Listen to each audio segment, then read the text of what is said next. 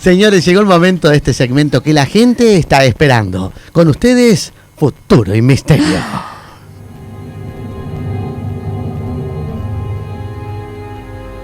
Se abre el portal de lo inesperado. El mundo paranormal fluye como un río de fuego, donde la ciencia y lo inexplicable se funden para dar lugar a Futuro y Misterio. Y vamos a hablar en Futuro y Misterio ya mismo. Está él en Sierra de los Padres. Creo que está allí, ¿no? Ya veo que se me movió y yo lo estoy presentando desde allí. Señores, con nosotros Julio César Archet. ¿Cómo está, Julio? Bienvenido. Hola, Julio. Hola, ¿qué tal, queridos amigos? Sí, estoy firme como rudo estatua, como digo siempre, acá en la sierra. Sierra de los Padres, que tiene una energía, el lugar muy especial. Y lo digo con conocimiento de causa porque mis padres viven ahí muy cerquita de donde estás vos, Julio.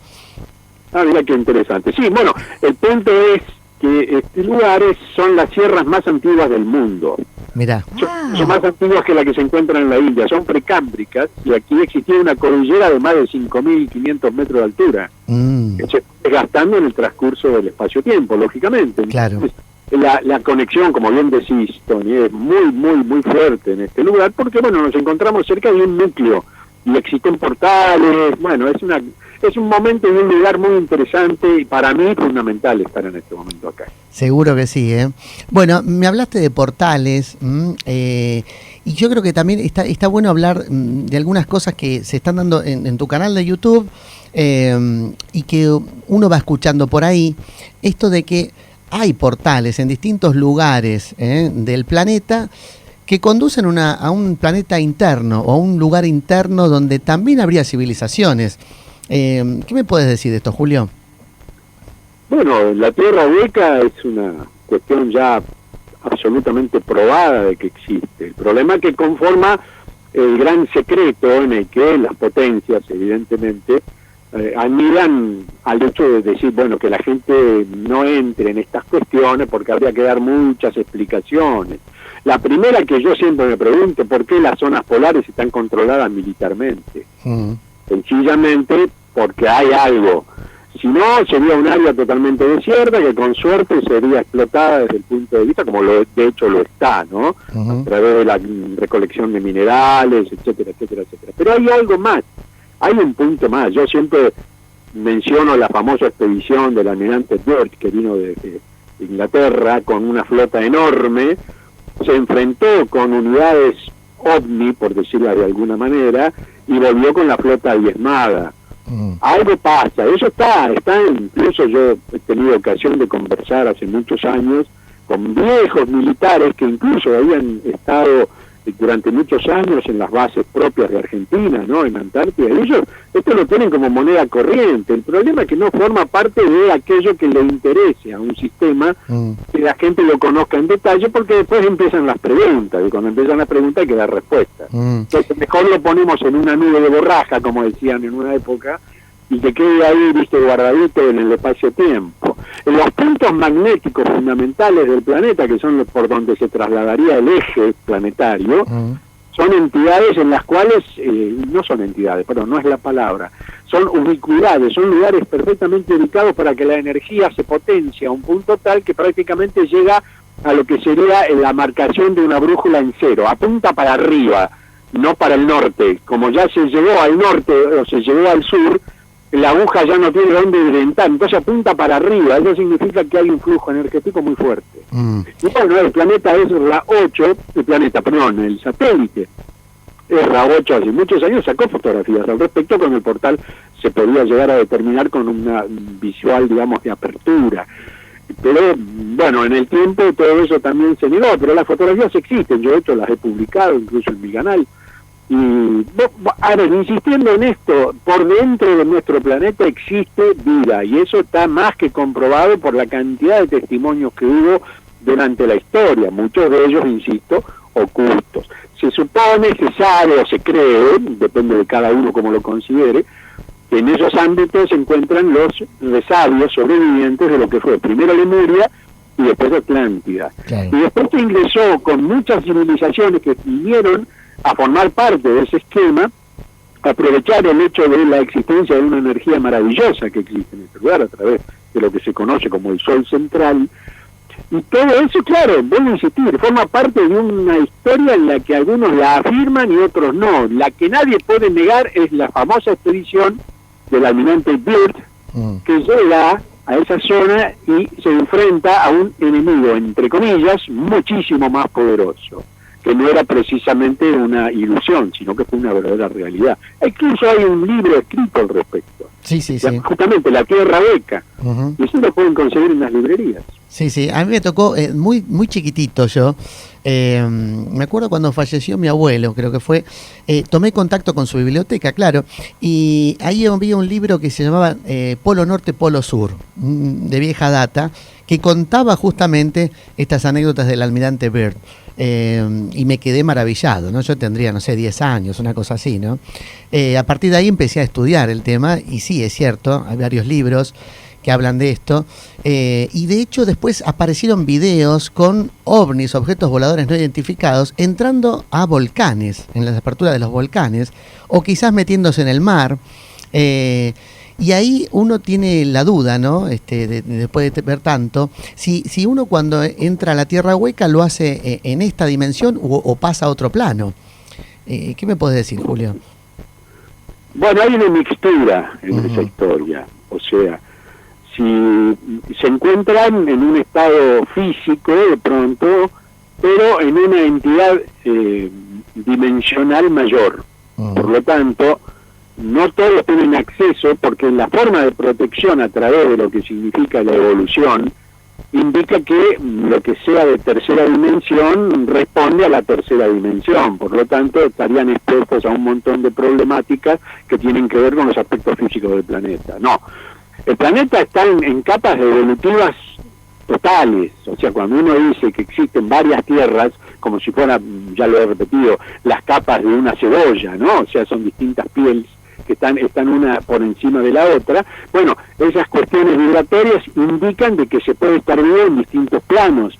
Justamente de ahí viene lo de la dimensión, ¿no? O sea, la dimensión es el tamaño vibratorio en el que la fuerza se manifiesta en relación a la anterior y a la posterior. Es como ir ascendiendo, y a medida que vas ascendiendo te falta el aire, por ejemplo, en una montaña. Acá no sería el mismo ejemplo.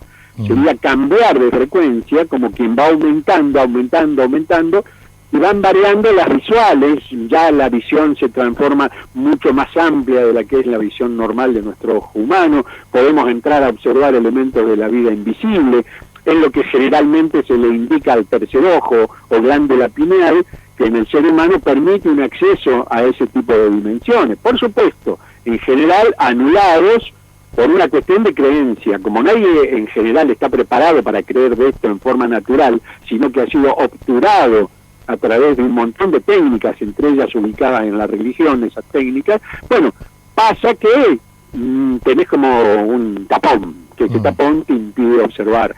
Entonces, estos seres están viviendo más en lo que nosotros llamaríamos cuarta dimensión que tercera dimensión. Por lo tanto, entran en un terreno de lo increíble por lo invisible. Y no siempre lo invisible es increíble. Tenemos que dar un pasito para adelante como para decir, bueno, acerquémonos al borde a ver qué pasa. Porque si no nos quedamos en las versiones de, o los fulanos que normalmente se consideran expertos en el tema, y te tiran una data que realmente es preocupante. Yo tuve ocasión, de hecho lo publiqué en el último programa de Más Allá de la Cuarta Dimensión, de compartir mucho tiempo con Héctor Antonio Pico. A mí es el más importante investigador de la fenomenología adyacente al tema OVNI, que tiene que justamente contribuir al conocimiento de la Tierra Hueca. Y justamente su libro se llama Las pruebas materiales de la Tierra Hueca. O sea, no se queda solamente en la fantasía de que, ¡oh, qué lindo, mirá lo que dice fulano! Venga. No. El tipo investigó, incluso lo investigó en la Biblia. O sea, hay situaciones en las que uno se queda medio boquiabierto porque dice, flauta, ¿cómo le podés discutir a un tipo que se pasó toda la vida investigando y escribiendo con respecto al tema? O sea, la cosa existe. ¿En qué nos modifica o no nos modifica nuestra realidad de todos los días? Y es muy poco, salvo que uno ingrese en otras cuestiones que tienen que ver con grandes energías y condiciones de pronto de sapiencia, de que el aparato que yo dice, uy, un ovni. si es de origen intraterrestre o extraterrestre, y ahí entraríamos en otro capítulo, ¿no? Julio, el otro día, cuando abrimos la entrevista, justo hicimos un chiste, o vos tiraste un chiste sobre la vaca Lola, y yo te dije que te íbamos a invitar a comer un asado, recuerdo, y me dijiste, no, yo soy vegano, vegetariano, y bueno, pero surgió ese tema, y me dijiste que no querías hablar porque ponías, bueno, la polémica, ¿no? Que no querías esparcirla de esa manera.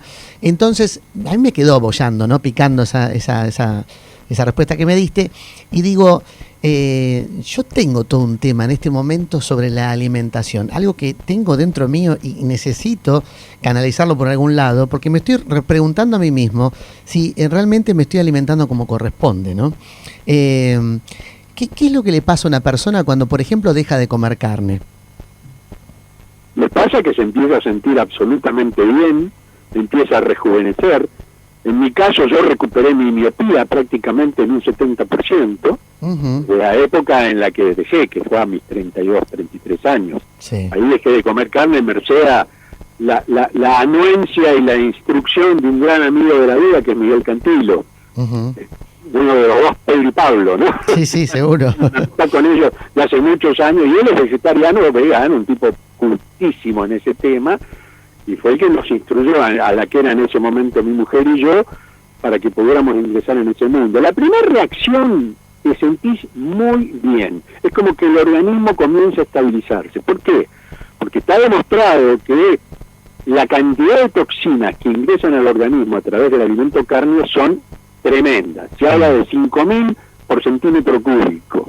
Por otro lado, el bolo alimenticio no se disuelve totalmente. Por ejemplo, como decía Mahatma Gandhi, que también por supuesto era vegetariano, él decía que había que masticar los líquidos y beber los sólidos. En la medida que nuestros dientes no estén en condiciones de desgarrar el alimento, el bolo que se produce entra casi entero, salvo la masticada o el ablandado que le podemos dar a través de muelas. Y esas muelas, la palabra te lo está diciendo, son para moler, no para desgarrar. Por eso dicen que somos omnívoros, y yo discuto eso a muerte, porque omnívoro es el oso, por ejemplo. El oso tiene colmillos para desgarrar y muelas para moler. ¿Qué significa? Que puede comer cualquiera de los dos alimentos. Pero siempre hay un detalle: nuestro aparato digestivo tiene un intestino de varios metros de largo, cosa que no es lo mismo el de un carnívoro, que tiene 1,5 metros, 1,5 metros aproximadamente. El nuestro llega a 12 metros. Entonces, a partir de ahí, nos encontramos que la digestión, todo el proceso de destrucción de esa masa y transformación en material nutritivo, tarda muchísimo tiempo. Se habla incluso que hasta 72 horas permanece lo que hemos alimentado de lo cárneo, y eso, bueno, produce todo lo que produce. Uno termina el asadito, rociadito de vino,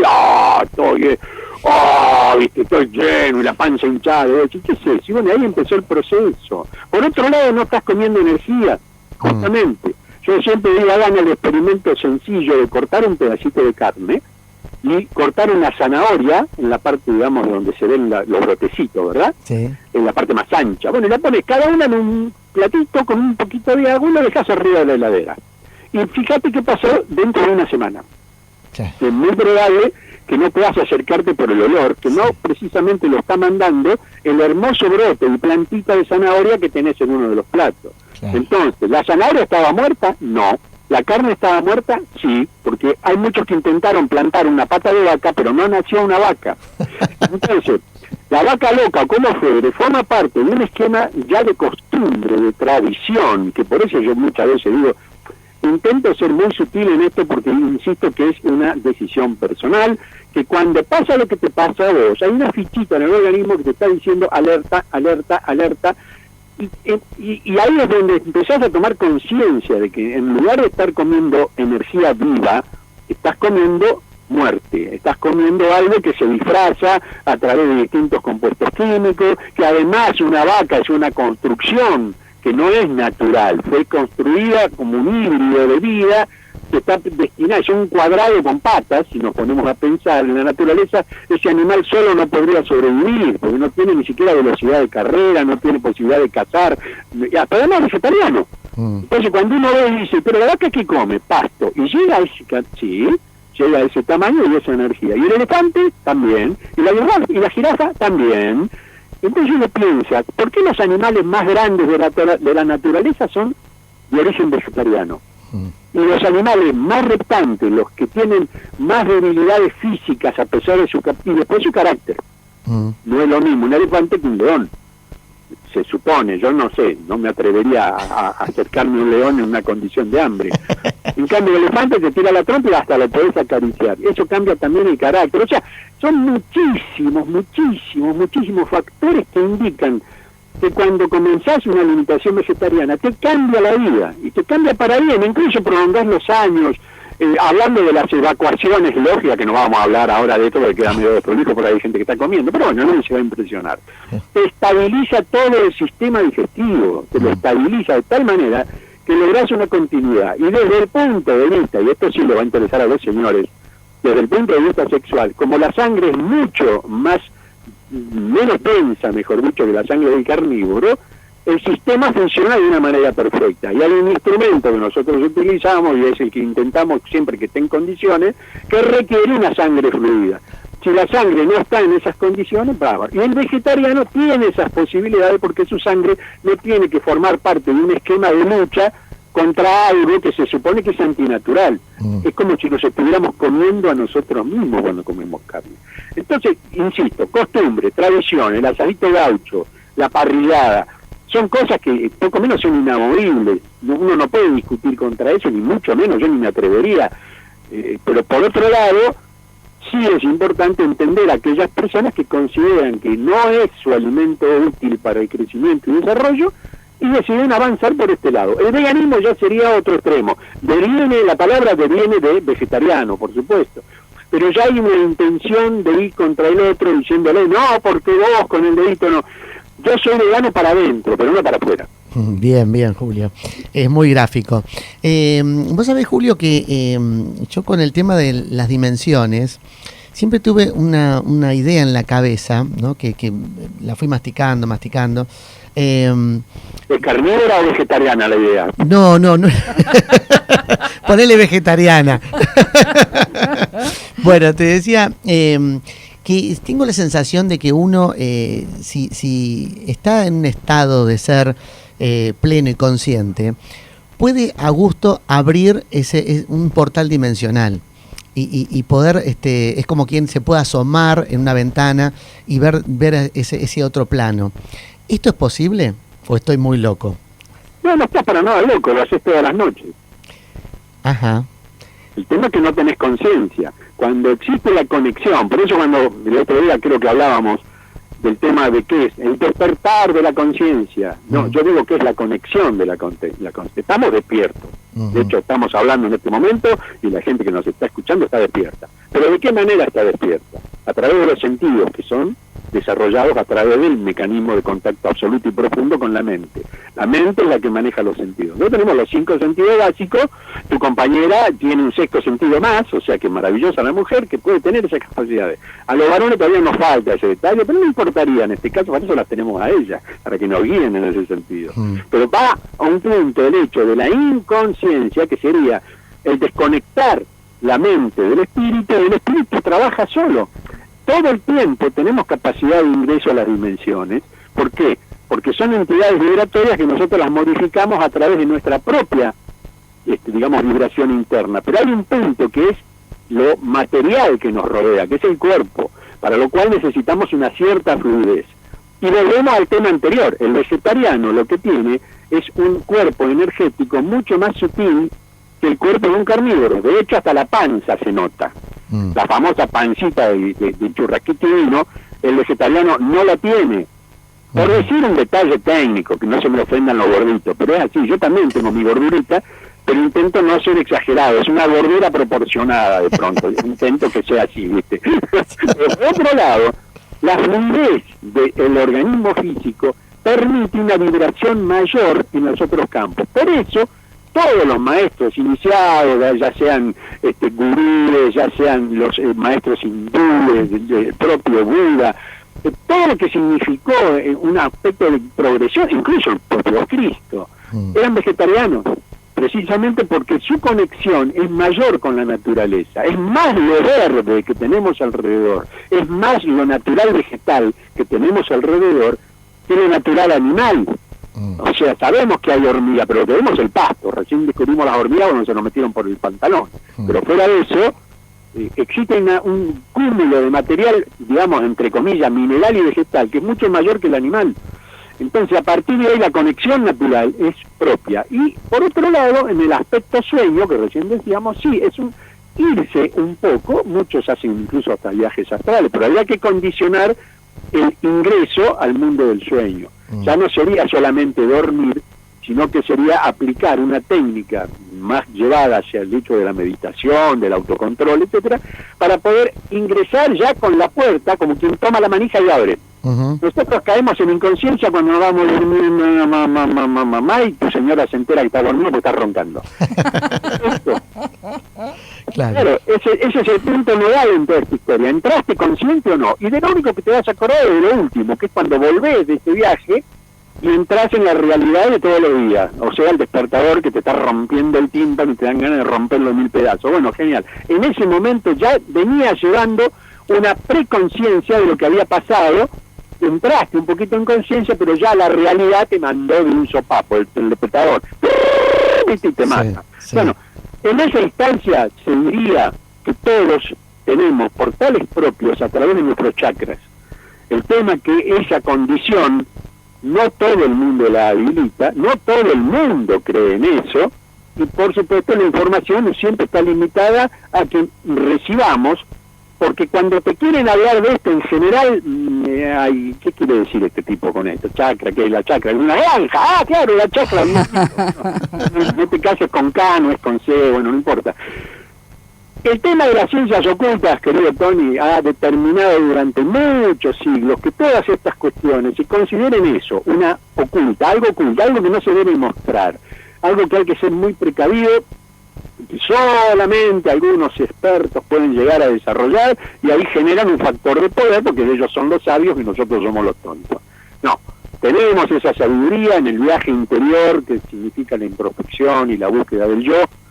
Ahí es donde se encuentran las explicaciones lógicas para cada una de estas cuestiones, que tiene un manual de funcionamiento absolutamente desarrollado. El punto, que esos son libros que en nuestro interior están cerrados. Yo creo que ya es el momento de empezar a abrir, correr la página y entrar a leernos a nosotros mismos y encontrarnos en toda la enorme información del universo, porque esa la tenemos. La tenemos impresa, somos una enorme computadora con una memoria perfectamente guardada. Ahora, ¿por qué sigue guardada? Sí, porque estamos con un ícono de jueguito todos los días en lugar de meternos en el agua verdadero y profundo. Claro. Es una decisión personal, chicos. Tristemente es así. Bueno, y ahí lo voy a unir con esto de que mucha gente dice, tuve un déjà vu, o esto me pareció haberlo vivido, o se despiertan con un sueño muy vívido y no saben para qué es, ¿no? Que será una señal, te preguntan, ¿no? Tiene que ver con esto, ¿no? De que mucha gente está como metiendo la cabeza dentro de otras dimensiones y no se da cuenta qué es lo que está pasando en realidad, ¿no? Porque estamos viviendo varias vidas simultáneamente. Tenemos conciencia de una, que es lo que llamamos la realidad. Pero simultáneamente estamos vivos en otras realidades. O sea, la mente sigue creando y sigue imaginando. Por lo tanto, al decir que está imaginando, estamos diciendo, está creando imágenes. Entonces es cierto, pasás por un lugar y dices, pero yo ya estoy acá, esto me pasó. Esto que acabas de decir, pero yo lo escuché antes, ¿cómo puede ser esto? Bueno, ahí está el gran misterio que somos como una entidad espiritual, álmica y mental, tan enorme, tan profunda, tan importante, tan, digamos, espectacular en el sentido del descubrimiento, que a veces perdemos el tiempo mirando el paisaje cuando en realidad lo que tendríamos que hacer es cerrar los ojos y empezar a preguntarnos realmente ¿qué y quiénes somos? ¿Qué somos como entidad humana? ¿Y quiénes somos dentro del contexto de esta realidad que nos toca vivir? Por supuesto que vamos a empezar a descubrir cosas, algunas nos van a tener medio con los ojos abiertos y con un juguete, como decíamos, bueno, yo no pensé que era capaz de hacer algo o de entender algo de mí de esa manera. Bueno, pero eso es el autodescubrimiento. En un estamos descubriendo grandes cosas en la humanidad y al único que no descubrimos es a nosotros mismos. Claro. ¿Qué capacidades tenemos de cambio? ¿Qué cosas podemos mejorar? Hoy una gran amiga me mandó muy feliz que había podido ayudar a una persona a través de la aplicación del Reiki para que curara un problema físico que en ese momento la traumatizaba y la tenía loca de dolor, y se le fue el dolor. Estaba feliz y me decía, ay, Julito, lo quiero compartir con vos. Y yo me sentí honrado, primero porque me elija a mí como un depositario de algo que seguramente indica que la propia familia la debe mirar de torcido, como diciendo, ¿qué te pensás? ¿Qué te pensás que sos? ¿Viste? Y por otro lado, ella no se piensa, ella actúa. Intenta a través de una técnica ayudar. Y ahí cuando uno intenta ayudar, eso es el amor en acción. De lo que tanto se habla de amor, eso es el amor en acción. Comprometerse con el otro y dar ese dar justamente para que el otro no sienta el sufrimiento. Y ahí nos damos cuenta que el dolor en realidad no es físico. El dolor tiene que ver con la construcción de energía del cuerpo. Básicamente somos átomos. Pero la medicina normalmente nos trata como cuerpos, órganos, células, etcétera, etcétera. Lo que no está mal, pero por encima de todo eso está el aspecto físico. Nosotros decimos, che, qué lindo químico que tenés. Decís, qué lindo físico, ¿no? Especialmente esa señorita en bikini que está ahí en la playa. Es físico. ¿Ves? Entonces, todo eso llega un momento en que te tiene que hacer saltar la ficha, como bien dice, y ahí es donde la gente se introduce en estas temáticas y descubre que el déjà vu no es otra cosa que una propia vivencia remunerada dentro del tiempo, que puede ser una anticipación o puede ser un posterior momento en el que vos, digamos, viviste eso y lo volvés a recordar. Pero tenés que saberlo vos, eso. Es tu grabación, es tu cinta, es tu cassette, es tu disco. Claro. Si no lo haces vos, a mí me dicen, ¿yo cómo hago para hacer un viaje en el tiempo? Y le digo, bueno, lo tenés que descubrir. Yo te doy alguna herramienta, pero no te puedo decir cómo yo viajé porque no lo vas a entender. Yo ya lo tengo impreso. Ahora, si yo tuviera que explicar eso, bueno, claro, si lo tuviera que explicar ahora en la radio, son las 5 de la tarde y todavía recién empecé a hablar, ¿viste? No tiene sentido. Esto es un descubrimiento, y el autodescubrimiento es el que nos permite llegar a esta respuesta. Uno intenta humildemente dar algunas pautas, como para que, mirá, se puede, no es tan difícil, no, listo, ahora probalo. Ahora probalo. Ahora aprendiste a nadar, bueno, tirate. Claro, tal cual. De un barranco de 20 metros, porque seguramente no sos clavadista. Pero fuera de eso, ya te agarra una emergencia y podés salir nadando. Yo creo que por ese lado vamos, ¿viste? Autodescubrimiento, autogestión y comprensión. Y escuchar a otros, no en mi caso, no soy yo la persona, escuchar a otros que tocan estas temáticas. Internet está lleno de esto, pero lleno. La cantidad de información que hay, total. Pero bueno, el día que te sale el interrogante, o sea que surge la pregunta, quédate en paz que va a venir la respuesta. Eso es un hecho. Me quedo con eso, Julio, y me quedo con muchas cosas para compartir con vos, porque yo pensaba, ¿no? Viendo tu canal de YouTube, también uno puede ver que sos uno de los creadores del Club del Trueque. En aquel momento, cuando se puso todo muy feo, allá por 2001, ¿no? 2002, antes de eso, bueno. Arrancamos en el año 1991. Mirá, mucho antes. 10 años antes. El Club Trueque funcionó a partir del año 1995 como una entidad ya mucho más reconocida por la gente. Mirá vos. El sistema de intercambio compensado ya lo veníamos haciendo desde hacía 4 años. Bueno, yo de eso voy a querer hablar, pero en una próxima oportunidad. Y también tu vida con la música, porque tenés, no sé si todavía seguís tocando, seguís reuniéndote. Absolutamente, en 2 bandas. Una la tengo medio suspendida, sí, que es una banda de creación universal, iba a decir, me sale cualquier palabra. Más individual en el sentido de la creatividad y más de grabar un disco y exponerlo. No somos de salir a tocar en persona. Esa es la que llevo adelante, se llama la OSA, Orquesta de Señoritas Androide, significa OSA. Sí. Porque intentamos desde el punto de vista del humor llegar con un mecanismo musical que tiene que ver con las computadoras, tienen que ver con las pintas de grabación, etcétera, etcétera. Es muy difícil tocar en público, de esta manera.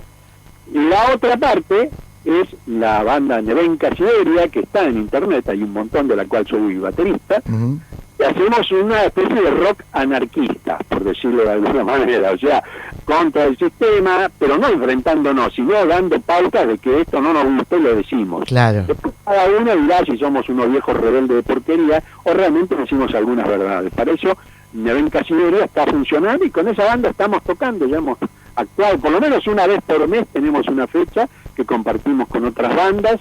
Y ahí vamos, derecho a romper parche durante el tiempo que nos lo permita. Así que, no, feliz de la vida. Yo no tengo la música que arranqué en el año 63. 10 años cuando empecé a trabajar en la música. Claro. Y no lo dejé nunca, lo dejé nunca. Bueno, de eso también vamos a hablar en otro programa porque también me parece que deja un mensaje muy interesante para aquellos que de repente se pueden reconocer en un hobby, qué sé yo, en una vocación, en este caso la música, para tener una conexión con uno mismo. Me parece que es un mensaje muy lindo que podemos dar para mucha gente que por ahí deja de lado esas cosas, se entrega a lo material, a lo superficial y deja postergados muchas cosas que tienen que ver con la vocación y los sueños, ¿no? Exactamente, bueno, yo sin ir más lejos, y esto cortito porque no me quiero exceder, yo reencontré nuevamente la música en lo personal como músico en sí mismo en el año, cuando tenía 60 años ya. Mirá. Antes fui papá, 2 matrimonios, 5 hijos, un montón de obligaciones, entre ellos el famoso tema del Club de Trueque en su momento. Nunca dejé de tener una guitarra cerca, porque toco guitarra, bajo y batería, no juntos, porque todavía no me da el cuero para eso, lo toco de a uno. Sí. Pero, sí, es una aclaración estúpida, pero del lado por la vida, pues ya digo, ¿cómo haces?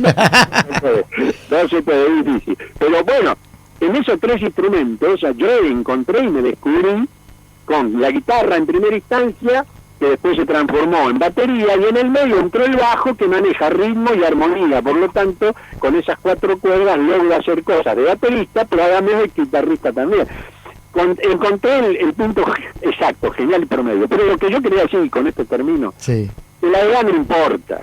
Yo nunca me sentí más joven que estar sentado durante 1 hora dándole a la batería. Todos me dicen, ¿cómo, dónde sacás esa energía? Encima terminaste de tocar y estás mejor que todos nosotros juntos. Justamente por eso. Claro. Porque acabo de ver a mi hacer.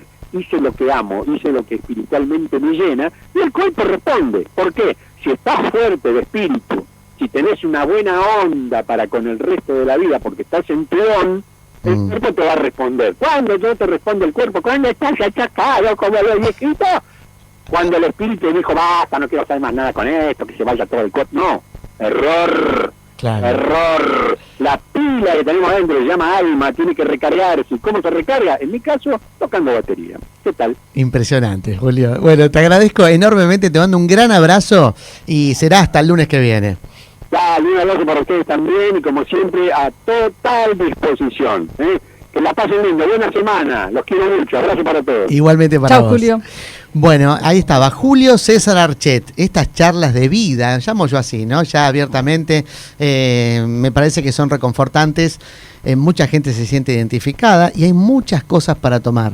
Y como él dice, no tenés por qué creerle, simplemente está generando una apertura. Claro. Y de eso se trata.